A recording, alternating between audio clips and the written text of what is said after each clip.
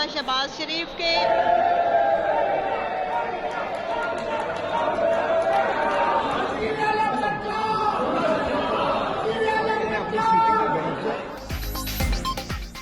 Punjab assembly کا مقامی hotel میں علامتی اجلاس. حمزہ شہباز نے 199 ووٹ لے کر قائد ایوان کے لیے اکثریت شو کر دی.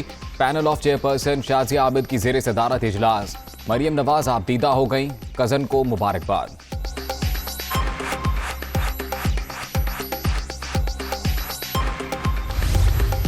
عوام کو مبارکباد دینا چاہتی ہوں کہ آپ کے مینڈیٹ چنانے کا بدلہ آج نواز شریف نے لے لیا ہے. میرا سر شرم سے جھک گیا جس طرح پنجاب اسمبلی کو آج تالا لگایا گیا.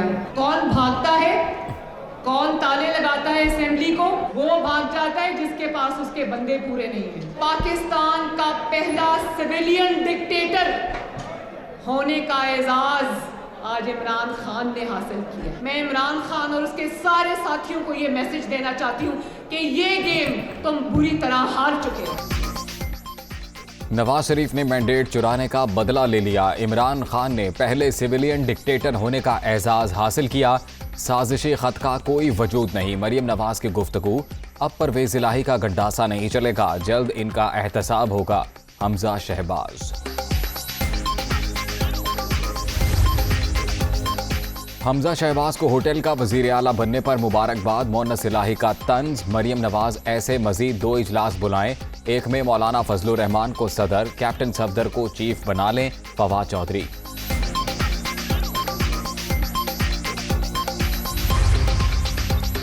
لاہور میں 15 روز کے لیے رینجرز طلب. پنجاب اسمبلی خاردار تاریں لگا کر سیل. 500 گز کے اعتراف میں دفعہ 144 نافذ. عدم اعتماد آنے کے بعد ڈیپٹی اسپیکر اجلاس کی صدارت نہیں کر سکتے. صوبائی اسمبلی کا اجلاس 16 اپریل کو ہی ہوگا. ترجمان کا موقف.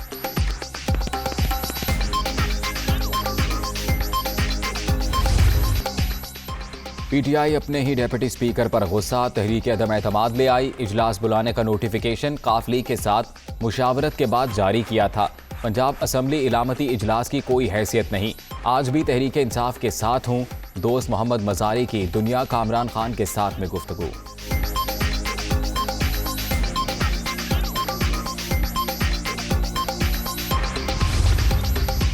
اپوزیشن کی اسپیکر پنجاب اسمبلی کے خلاف تحریک عدم اعتماد جمع نہ ہو سکی. دفتری وقت ختم ہونے کے باعث حکام نے وصول نہیں کی. اسمبلی گیٹ کے سامنے دھرنا. داخلہ بند کرنے پر صحافیوں کا احتجاج.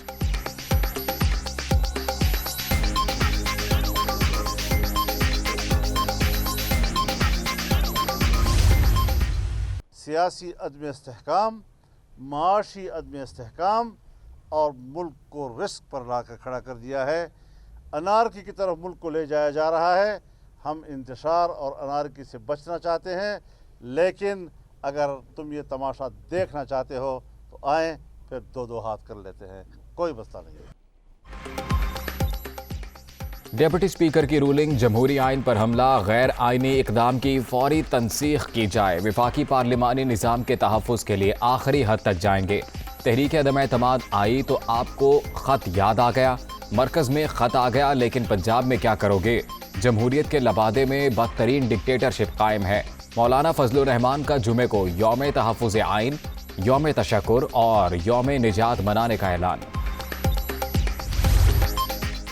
بظاہر عدم اعتماد کی تحریک کامیاب ہونے جا رہی تھی. جس دن ووٹنگ ہونا تھی اس دن رولنگ آ گئی. جہاں آئین کی خلاف ورزی ہو سپریم کورٹ مداخلت کر سکتی ہے. آرٹیکل 69 اپنی جگہ, لیکن جو ہوا اس کی بھی کہیں مثال نہیں ملتی. اگر ایسا ہونے دیا گیا تو اس کے بہت منفی اثرات ہو سکتے ہیں. کوشش ہے معاملہ جلد مکمل کیا جائے. چیف جسٹس کے از خود نوٹس کی سماعت کے دوران ریمارکس. سماعت آج صبح 9:30 بجے تک ملتوی.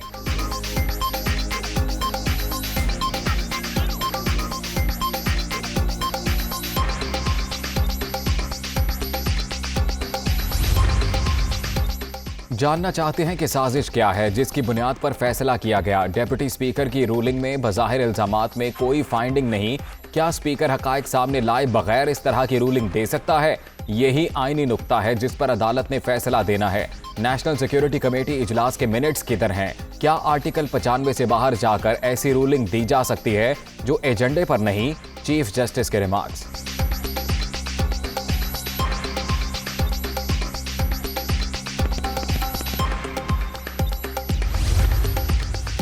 ڈپٹی اسپیکر کی رولنگ کے خلاف عدالت سے رجوع کرنا پارلیمنٹ میں مداخلت، اسپیکر کو دی گئی ہدایات، دراصل پارلیمنٹ کو ہدایات دینا ہوگا جو غیر آئینی ہے۔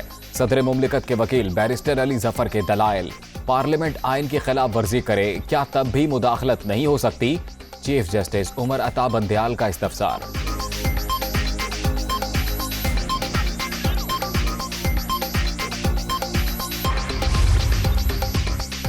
اعلیٰ سطح سفارتکار نے دوسرے ملک کی نیشنل سیکیورٹی کاؤنسل کا پیغام 3 افراد کو پہنچایا۔ بات اشاروں میں بتا رہا ہوں، فلاں مسئلے پر وہ ملک اس ملک کے پرائم منسٹر سے ناراض ہے۔ وزیر اعظم کو علم ہے وہ ملکی مفاد میں بولنا نہیں چاہتے۔ بابر اعوان کے دلائل، پی ٹی آئی وکیل کی ان کیمرہ بریفنگ کی استدعا مسترد۔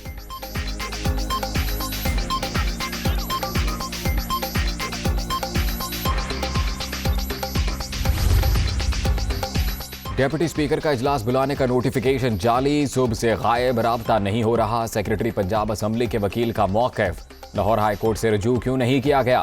جسٹس اعجاز الاحسن کا استفسار، دوست محمد مزاری چاہیں تو اجلاس باغ جناح میں بھی بلا سکتے ہیں۔ آج درخواست کا جائزہ لیں گے کہ ہم سنیں گے یا high court? Chief justice supreme court.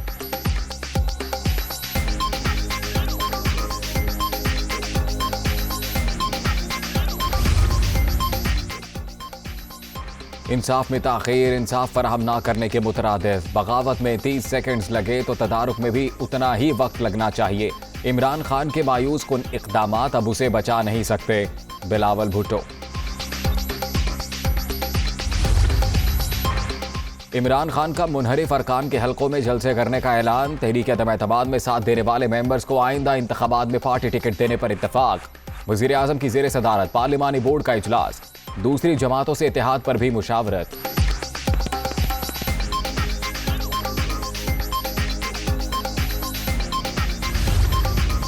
Shahbaz شریف نے نگران وزیر اعظم کے لیے سابق چیف جسٹس گلزار احمد کا نام مسترد کر دیا۔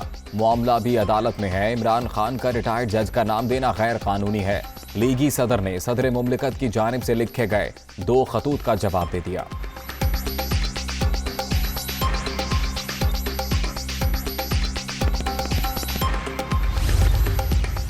نگران وزیر اعظم کی تعیناتی کے لیے پارلیمانی کمیٹی کا قیام، اسپیکر کا وزیر اعظم اور اپوزیشن لیڈر کو خط، 4 ممبران کے نام طلب۔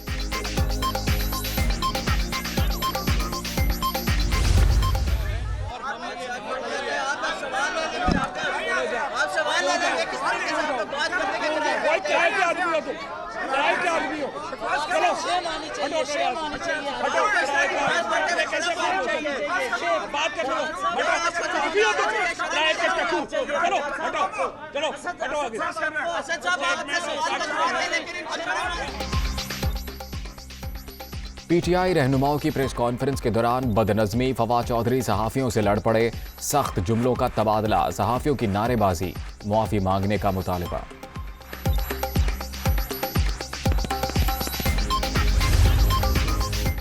ڈپٹی اسپیکر قومی اسمبلی کا معاملہ سندھ اسمبلی بھی پہنچ گیا، رولنگ کے خلاف قرارداد کثرت رائے سے منظور، ایم کیو ایم اراکین بھی حکومت کے موقف کے حامی۔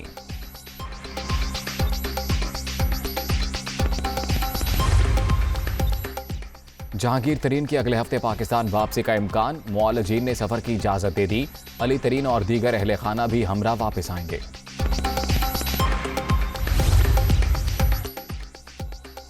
الیکشن کمیشن نے قبل از وقت انتخابات کی تیاریاں شروع کر دیں، حلقہ بندیاں 2 ماہ میں مکمل کرنے کا پلان۔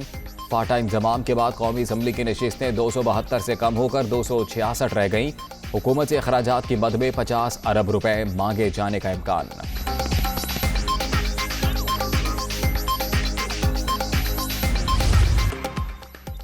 تحریک عدم اعتماد کے بعد اقتصادی صورتحال ڈاما ڈول، ڈالر تگڑا اور روپیہ مزید کمزور، 178 روپے 13 پیسے کا ڈالر 186 روپے 13 پیسے کا ہو گیا۔ اسٹاک مارکیٹ میں سرمایہ کاروں کے 150 ارب سے زائد ڈوب گئے، قرضوں میں 800 ارب روپے کا اضافہ۔ حالات برقرار رہے تو سری لنکا جیسی صورتحال کا خدشہ ہے، ماہرین نے خبردار کر دیا۔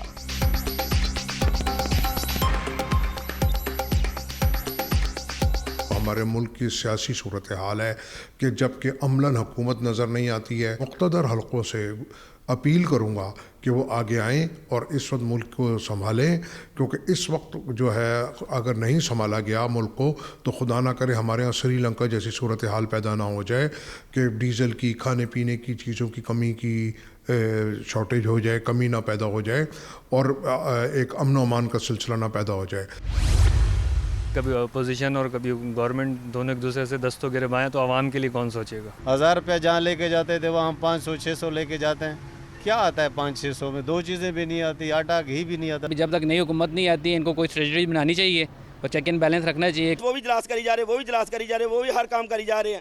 بارے یہ تو دیکھیں نا، عوام پیسی جا رہی ہے اس میں۔ پاکستان میں اس وقت ایسا لگ رہا ہے جیسے کوئی حکومت ہے ہی نہیں، یعنی کوئی جنگل کا قانون چل رہا ہے۔ ملک میں حکومت نہ ہونے سے مہنگائی کا نیا طوفان، شہری ہلکان، من مانے نرخوں سے ہر کوئی پریشان، فتح ہو گئے سب کے اوسان، سیاسی قیادت کی باہمی چپکلش سے ملکی مفادات داؤ پر لگ گئے، ماہرین کی دہائی۔ جو بھی حالات ہیں ہم ان میں پھنس گئے، ہمارے بس میں نہیں ہے کہ ان سے نکلے۔ دعا ہی ہم کر سکتے ہیں کہ جلد سے جلد سپریم کورٹ فیصلہ کرے اور گاڑی آگے چلے۔ حکومت کی کارکردگی پرائس کنٹرول میں پہلے بھی کمزور تھی۔ جب سیاسی غیر یقینی ہو تو اس سے پھر اقتصادی ترقی کے عمل کو نقصان پہنچتا ہے۔ بڑے اسٹیک ہولڈرز ہیں، شراکت دار ہیں، ان کی باہمی چپکلش کی وجہ سے اس ملک کے مفادات جو ہیں وہ داؤ پہ لگ گئے۔ لندن کا روسی بحری جہازوں اور بندرگاہوں پر پابندی لگانے کا مطالبہ، نیٹو اور G7 ممالک سے مل کر ماسکو پر مزید پابندیاں لگانا چاہتے ہیں۔ موجودہ پابندیوں نے کرملن کے لیے $35 ارب کا حصول ناممکن بنا دیا، برطانوی سیکرٹری خارجہ کا دعویٰ۔